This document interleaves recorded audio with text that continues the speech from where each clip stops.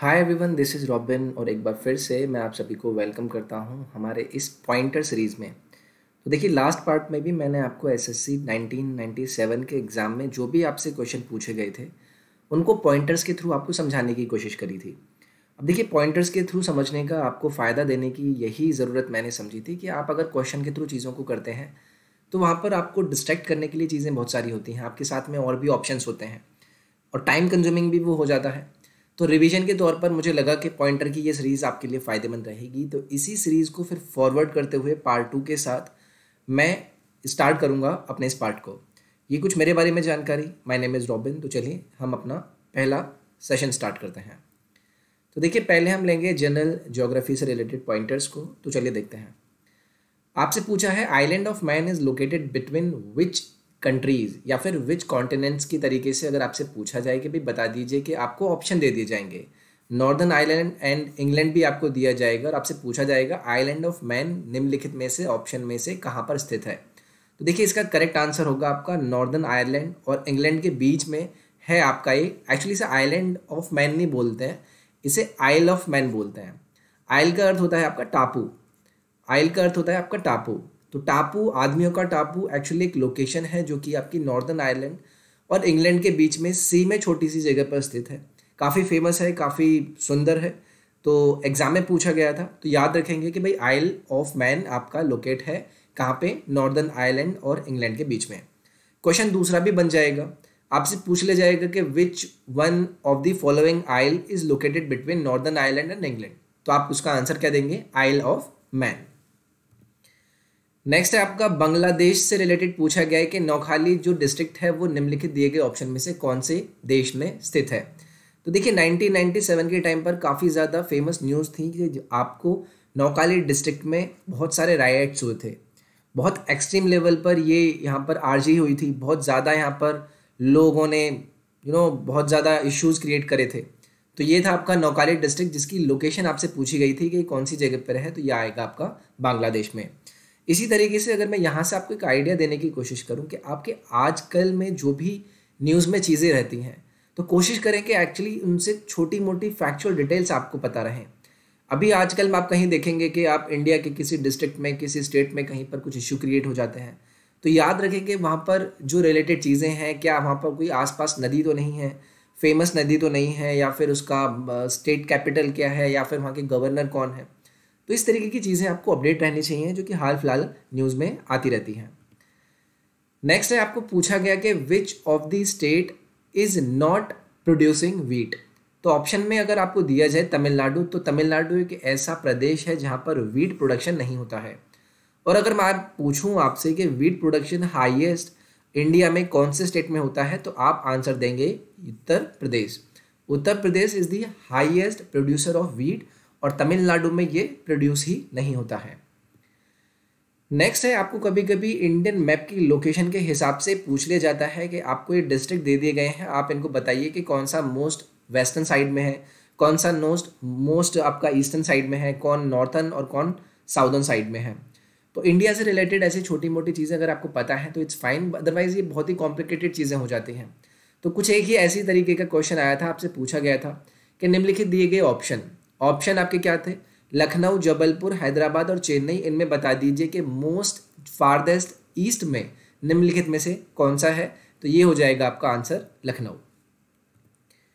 Next आपसे पूछा गया है कि तेराई रीजन। देखिए, तेराई रीजन क्या है? आपका एक लैंडलॉक्ड रीजन है जो कि उत्तर प्रदेश के ईस्टर्न साइड में आता है। ये कुछ नेपाल से टच करते हुए रीजन है।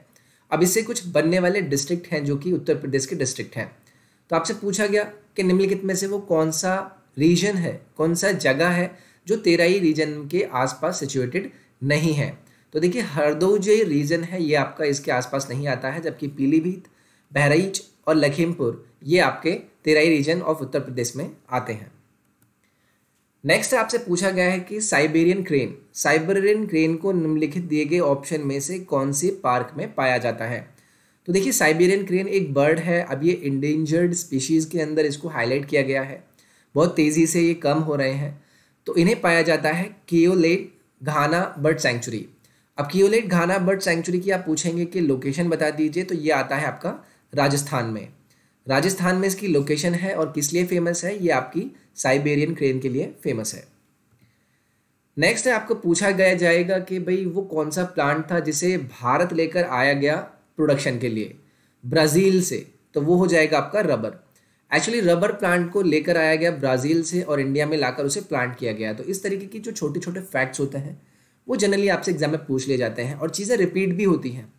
अब देखिए इसी क्वेश्चन को दोबारा तौर पे आपसे पूछ लेंगे कि भाई रबर को कौन से कंट्री से लाया गया, तो आपका आंसर हो जाएगा ब्राज़ील।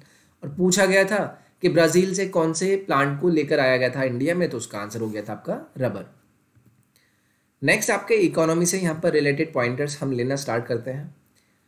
मैं आपसे बोलता हूँ कि वो कौन सा एडमिनिस्ट्रेशन है जिसके एडमिनिस्ट्रेड प्राइस पर कोई सब्सिडी नहीं दी जाती है। तो देखिए वो जो एडमिनिस्ट्रेशन है वो है आपका एटीएफ। एटीएफ आपका क्या होता है, एटीएफ होता है आपका अल्कोहल, टबाको और फायर आर्म्स, ये 3 टर्म से मिलकर बना है आपका एटीएफ। और एटीएफ के द्वारा जो भी एडमिनिस्ट्रेड प्राइस होते हैं उस पर कोई भी सब्सिडी नहीं दी जाती है। तो इस तरीके के रिलेटेड जो भी हाल फिलहाल में न्यूज़ या फिर कोई ऐसे फैक्चुअल डेटाज आते रहते हैं कि भाई ऐसा होता है, ऐसा नहीं होता है, इस चीज़ पर सब्सिडी हम लेते हैं, इस चीज़ पर सब्सिडी हम देते हैं, तो ऐसी ऐसी छोटी छोटी चीज़ों को आपको अपने जहन में रखना है ताकि एग्जाम में अगर कोई क्वेश्चन पूछा जाए तो आप उसे कर पाएँ। तो एग्जाम्पल ये क्वेश्चन, ये पॉइंटर आपको यहाँ से क्लियर हो गया होगा। नेक्स्ट है when there is an increase in interest rate in an economy then there is. तो आपको स्टेटमेंट दिया जाएगा कि भाई जब किसी कंट्री के अंदर जो इंटरेस्ट रेट होते हैं जो बैंक लगाता है, अगर वो इंक्रीज कर दिए जाएं तो क्या होगा। तो देखिए अगर मैं बात करूं किसी बैंक की, अगर इस बैंक ने आपको लोन दिया है किसी ₹R का और इसके साथ साथ ये बोलते हैं कि भाई मैं पर मंथ आपका 6% रेट लगाता हूँ, तो आपके लिए ये होगा नॉर्मल। फॉर एन एग्जाम्पल कि भाई ठीक है ये नॉर्मल है, चलो चलते हैं, हम क्या करते हैं बैंक से लोन लेते हैं, कुछ अपना प्रोडक्शन हम अच्छे से कर पाएंगे, कुछ इस तरीके की बात है। अभी 6% की चीज़ आपने जो रेट बैंक आपके ऊपर लगा रहा था वो अब आपका हो गया कितना 8%, यानी कि रेट हो गया आपका इंक्रीज। ऐसी कंडीशन में जब आप लोन लेने जाएंगे तो क्या आप सोचेंगे ना कि ये पहले तो 6 मिल रहा था अब 8 मिल रहा है, मैं क्यों जाऊँ, एक महीने में मुझे बहुत सारा फालतू का पैसा देना पड़ जाएगा। तो ऐसी कंडीशन क्या करती है, ऐसी कंडीशन आपकी सेविंग इंक्रीज कर देती है। अब जब आप बैंक में जाएंगे नहीं कोई चीज़ लोन लेने के लिए तो ऑब्वियसली आप अपनी सेविंग इंक्रीज कर देंगे, आप लोन में देखेंगे कि भाई डिक्रीज हो रहा है, और इस तरीके से प्रोडक्शन जो कॉस्ट होगी, जो लागत मूल्य होगा वो धीरे धीरे क्या करने लगेगा, बढ़ने लगेगा, क्योंकि आपको लोन मिला नहीं है तो चीज़ों की वैल्यू आपकी बढ़ने लग जाएंगी। तो ये था आपका एक स्टेटमेंट जिसके थ्रू हमने सोचा कि भाई अगर किसी कंट्री के अंदर इंटरेस्ट रेट हम बढ़ा देते हैं तो वहाँ पर सेविंग में इंक्रीज हो जाता है, डिक्रीज हो जाता है लोन में, और प्रोडक्शन कॉस्ट बढ़ जाती है चीज़ों की। नेक्स्ट है अगर बताना है कि ऐसा हम क्या करें इंटरेस्ट लेवल में किसी कंट्री में जो कि अफेक्ट किया जाता है एफडीआई के द्वारा। तो देखिए एफडीआई क्या होता है आपका, ये होता है foreign direct investment. FDI is foreign direct investment, जो कि हम बाहर से इन्वेस्टमेंट लेकर आते हैं अपने देश में। तो अगर ऐसी कंडीशन में बात करूं कि आपकी कंट्री का जो इंटरेस्ट लेवल है, जो रेट आप लगाते हैं बैंकों की हेल्प से, वो अगर मैं डिक्रीज कर दूं तो एक्चुअली में डायरेक्ट अफेक्टेड होता है आपके फॉरेन डायरेक्ट इन्वेस्टमेंट पर। तो ये जो छोटे छोटे फैक्टर्स होते हैं जो प्रोपोर्शनल होते हैं, एंटी प्रोपोर्शनल होते हैं, उन्हें भी आपको याद रखना है। नेक्स्ट है आपका what has the least possibility of globalisation. आपको ऑप्शन दे दिए जाएंगे कि ये चीज़ है, ये चीज़ है, ये चीज़ है, ये चीज़ है। अब वो कौन सी चीज़ है जिसके ग्लोबलाइजेशन यानी कि उसको हम ग्लोबलाइज कर दें, कोई भी कंट्री बाहर से आए और उसमें अपना इन्वेस्टमेंट कर पाए। तो आपको बोला है कि निम्नलिखित दिए गए ऑप्शन में से कौन सी ऐसी चीज़ है जिसमें पॉसिबिलिटी सबसे कम है कि हम उसको ग्लोबलाइज करें। तो देखिए जो कैपिटल वर्क्स होते हैं, कैपिटल वर्क्स यानी कि जो बड़ी बड़ी मशीनरीज प्रोडक्शन एरियाज होते हैं, उनकी लोकेशन को बहुत कम चांसेस होते हैं कि कोई देश उन्हें ग्लोबलाइज करने का चांस ले। तो यहाँ पर आपका करेक्ट ऑप्शन हो जाएगा location of capital works. Next है आपका quantum restriction, establishment of standard of labour in manufactures, टाइप्यूरिंग रिस्ट्रिक्शंस ऑन गुड्स क्वालिटी। ये क्या है, ये नहीं है नॉन कस्टम्स ड्यूटी ऑब्स्टेकल्स जो कि वर्ल्ड ट्रेड को क्या करते हैं, अफेक्ट करते हैं।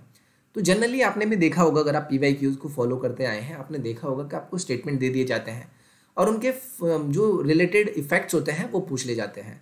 यहाँ पर वही पूछा है कि भाई वर्ल्ड ट्रेड के ऑब्स्टेकल्स, ड्यूटी ऑब्स्टेकल्स में जो नॉन कस्टम्स वेरिएबल्स होते हैं वो कौन कौन से होते हैं। तो ये फॉलोइंग आपके इनमें जो फैक्टर्स होंगे इनका काम करेंगे। नेक्स्ट है आपका, हम ऐसा क्या करें कि जो आउटकम है of decrease in prime lending rate का साधन बने। तो देखिए, अगर मैं बैंक लोन इंक्रीज कर दूं, उसके साथ मैं सेविंग रेट को कम कर दूं, ऑब्वियसली अगर मैं सेविंग रेट को कम कर दूंगा और उसके बाद मैंने बैंक लोन भी क्या कर दिया, बढ़ा दिया, उसके बाद मैंने डिमांड भी इंक्रीज कर दी कस्टमर्स की प्रोडक्ट को खरीदने के लिए, तो मैंने हर चीज़ अगर विपरीत कर दी है, तो जो प्राइम लैंडिंग रेट होगा वो क्या होगा, ऑब्वियसली वो आपका हमेशा हो जाएगा कम।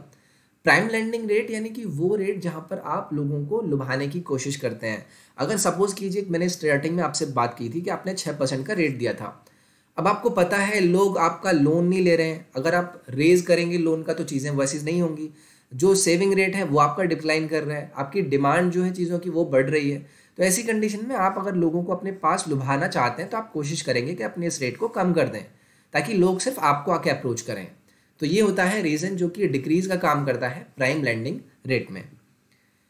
नेक्स्ट है, अगर लोगों की इनकम को किसी देश में डिनोट किया जाए एक कर्व लाइन स्पेस के द्वारा और ये बोला जाए कि वो इंक्रीज हो गया है, देन इट डिनोट्स।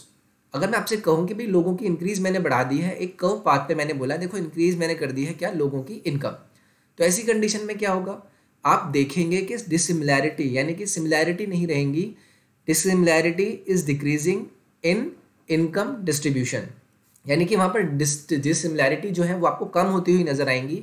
अगर आप सबकी ही इनकम इंक्लूड कर देंगे यानी कि इंक्रीज कर देंगे, तो आप देखेंगे कि जो पहले आपकी डिसिमिलैरिटीज क्रिएट हो रखी थी वो अब क्या करने लगेंगी, डिक्रीज करने लग जाएंगी। सो ये था आपका पॉइंटर्स का एक और पार्ट। आई होप आपको ये समझ में आया होगा। मैंने कोशिश करी कि आपको हर पॉइंटर से एडिशनल इन्फॉर्मेशन देने की कोशिश करूँ। रिवीजन के तौर पर ऐसे सेशंस बहुत फ़ायदेमंद लगते हैं, और अगर आपको भी फ़ायदेमंद लगा तो प्लीज़ अपना लाइक ज़रूर दें, शेयर करें इस वीडियो को, सब्सक्राइब करें चैनल को, और टेलीग्राम और इंस्टाग्राम के पेज को जाकर फॉलो करें, जिनके लिंक आपको डिस्क्रिप्शन में मिल जाएंगे। मैं नेक्स्ट पार्ट में मिलता हूँ आपके साथ। अपना ख्याल रखिए, take care, bye bye, thank you.